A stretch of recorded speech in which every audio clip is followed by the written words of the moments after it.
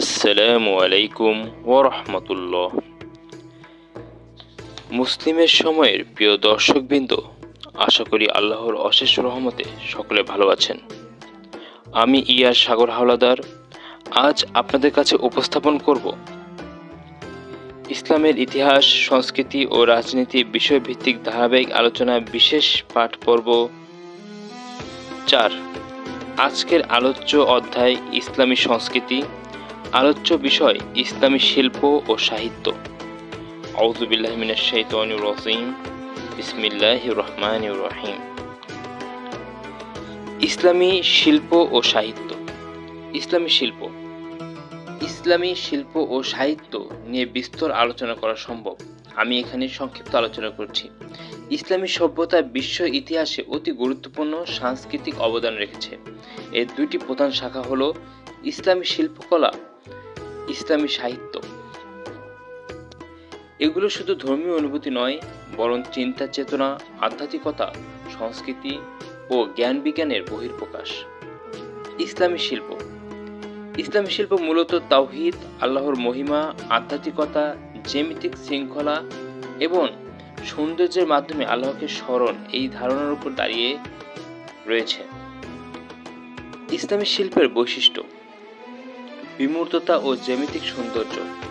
মানুষ ও প্রাণীর ছবি কম ব্যবহৃত হয়, তার বদলে ব্যবহৃত হয় জ্যামিতিক নকশা, সমান্তরাল ডিজাইন, পুনরাবৃত্ত প্যাটার্ন। এটি আল্লাহর সৃষ্টির শৃঙ্খলা ও অসীমতা প্রকাশ করে। দ্বিতীয় হলো আরবেস্কো, ফুল, লতাপাতার সৌন্দর্য দিয়ে তৈরিকৃত জটিল ও চলমান নকশা। তৃতীয় হলো ক্যালিগ্রাফি, ইসলামী শিল্পের প্রাণ। সবচেয়ে ব্যবহৃত কুফিক, নাসক, সুলুস, দিওয়ানি, নস্তালিক। কুরআনে আয়াত, হাদিস, দোয়া, নামাজের বাক্য সবই শিল্পের রূপ নেয়। স্থাপত্য শিল্প, বিশ্ববিখ্যাত ইসলামী স্থাপত্যগুলোর বৈশিষ্ট্য: গম্বুজ, মিনার, খিলান, মোজাইক, টাইলস ও কারুকাজ, সেমিট্রি। প্রসিদ্ধ কিছু স্থাপত্য হলো মসজিদুল হারাম, যা মক্কাতে অবস্থিত; মসজিদ নববী, যা মদিনায় অবস্থিত; আল আকসা মসজিদ; কুরআনী কারুকাজযুক্ত তাজমহল, আল হামরা প্যালেস, স্পেনে অবস্থিত; ডোম অফ দ্য রক, জেরুজালেমে অবস্থিত। পঞ্চম শিল্পটি হলো হস্তশিল্প, ধাতু শিল্প, গালিচা। ইরান, তুরস্ক, আফগানিস্তান, কাশ্মীর এসব অঞ্চলের কার্পেট বিশ্ববিখ্যাত। ধাতব শিল্পে ব্রোঞ্জ, রৌপ্য, স্বর্ণ খচিত কুরআন কাভার, অলঙ্কৃত থালা বাসন বিশেষ পরিচিত। ইসলামী সাহিত্য শুধু ধর্মীয় বই নয়, বরং সভ্যতা, ইতিহাস, আধ্যাত্মিকতা, দর্শন, বিজ্ঞান, কাব্য সবই এর অন্তর্ভুক্ত। বিভাগ অনুযায়ী ইসলামী সাহিত্যগুলো আপনাদের কাছে উপস্থাপন করছি। প্রথমত, কুরআনুল কারীম ইসলামী সাহিত্যের সর্বোচ্চ গ্রন্থ। এটি ভাষার অলৌকিকতা, বক্তৃতা, উপমা, দার্শনিকতা, ইতিহাস, সাহিত্যের সব উপাদানের শ্রেষ্ঠ সংমিশ্রণ। দ্বিতীয় হলো হাদিস সাহিত্য। হাদিস সংকলন হলো ইসলামী জ্ঞানের দ্বিতীয় স্তম্ভ। প্রধান সংকলনগুলো সহিহ বুখারী, সহিহ মুসলিম, আবু দাউদ, তিরমিজি, নাসাই, ইবনে মাজাহ। অন্য হাদিস সাহিত্য হলো শমায়েল, সিরাত বই, আকীদা, ফিকহ বই। তৃতীয় হলো সিরাত সাহিত্য, রাসূল সাল্লাল্লাহু আলাইহি সাল্লামের জীবনী নিয়ে রচিত সাহিত্য।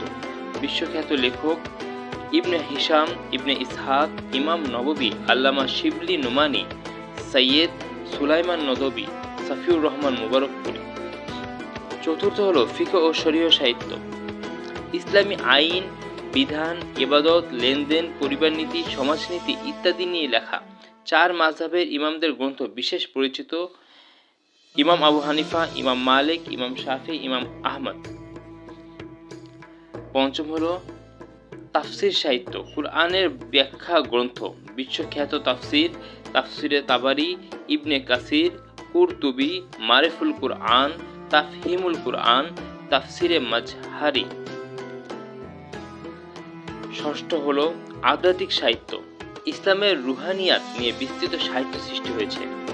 ইমাম গাজ্জালি, ইহইয়াউ উলুমিদ্দিন, ইবনে তাহমিয়া, ইবনে আরাবি, জালালউদ্দিন রুমি, সানাই, শেখ সাদি সিরাজি, আল্লামা ইকবাল। সপ্তম হলো ইসলামী কবিতা ও কাব্য। ইসলামী কবিতার কেন্দ্র তাওহীদ, আল্লাহর প্রেম, রাসূল সাল্লাল্লাহু আলাইহি সাল্লামের ভালোবাসা, আখিরাত, নৈতিকতা, মানবতা। বিশ্ববিখ্যাত মুসলিম কবি হলেন রুমি, সাদি, হাফিজ, আল্লামা ইকবাল, কামালউদ্দিন। বাংলা ইসলামী গানের রচয়িতা নাসিম হিজাজি, ঐতিহাসিক সাহিত্যবিদ। অষ্টম হলো ইতিহাস ও সভ্যতা বিষয়ক সাহিত্য। ইসলামী সোনালী যুগে অসংখ্য ইতিহাস গ্রন্থ রচিত হয়েছে। আল বিদায়া ওয়া নিহায়া ইবনে কাসির, তারিখে তাবারি, ইবনে খুলদুনের মুকাদ্দিমা, মুসলিম বিজয়ের ইতিহাস বই। নবম হলো বিজ্ঞান ও দর্শন সাহিত্য। ইসলামী স্বর্ণযুগে অনেক বিজ্ঞানী সাহিত্য রচনা করেন। ইবনে সিনা চিকিৎসা বিষয়ক, আল রাজি রসায়ন বিষয়ক, আল বিরুনি গণিত ও জ্যোতির্বিজ্ঞান বিষয়ক, ইবনে হাইসাম অপটিক্স বিষয়ক, আল খোয়ারিজমি বীজগণিত বিষয়ক। ইসলামী শিল্প ও সাহিত্য এর গুরুত্ব অনেক।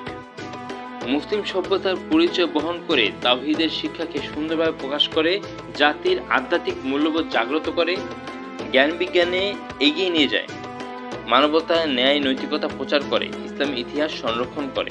মোট কথা, ইসলামী শিল্প সৌন্দর্য, আধ্যাত্মিকতা প্রকাশ করে, আর ইসলামী সাহিত্য জ্ঞান, নৈতিকতা, ইতিহাস ও ইসলামী সভ্যতার ভাবধারা বহন করে। আমি সংক্ষেপে আরেকবার আপনাদের কাছে ইসলামী শিল্পগুলো তুলে ধরছি। ইসলামী শিল্পগুলো হলো জ্যামিতিক নকশা, আরবেস্কো, ক্যালিগ্রাফি, স্থাপত্য, হস্তশিল্প। আর ইসলামী সাহিত্য হলো কুরআন, হাদিস, সিরাত, ফিকহ ও তাফসির, আধ্যাত্মিক সাহিত্য, ইসলামী কবিতা, ইতিহাস ও বিজ্ঞান সাহিত্য।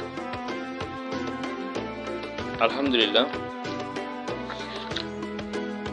আজ আমরা ইসলামের ইতিহাস, সংস্কৃতি ও রাজনীতি বিষয়ভিত্তিক ধারাবাহিক আলোচনার বিশেষ পাঠ পর্ব 4, যার আলোচ্য অধ্যায় ছিল ইসলামী সংস্কৃতি এবং যার আলোচ্য বিষয় ছিল ইসলামী শিল্প ও সাহিত্য। ইনশাআল্লাহ আমরা অতি দ্রুত পরবর্তী ভিডিও আপনাদের কাছে উপস্থাপন করব। আজকের এই আলোচনা থেকে আমরা যে শিক্ষা অর্জন করলাম, আল্লাহ তাআলা আমাদের এই শিক্ষাকে বাস্তব জীবনে ও দ্বীনের পথে আমল করার তৌফিক দান করুন, আমিন। জাযাকাল্লাহু খাইরান। সকলে ভালো থাকবেন, সুস্থ থাকবেন। মুসলিমের সময় চ্যানেলটিকে লাইক, কমেন্ট, শেয়ার ও সাবস্ক্রাইব করে দ্বীনি কাজে উৎসাহ প্রদান করবেন ইনশাআল্লাহ। পূর্ববর্তী ভিডিও দেখতে ভিজিট করুন মুসলিমের সময় ইউটিউব চ্যানেল এবং পরবর্তী ভিডিওর নোটিফিকেশন পেতে বেল আইকনটি প্রেস করে রাখুন। আসসালামু আলাইকুম ওয়া রাহমাতুল্লাহি ওয়া বারাকাতুহু।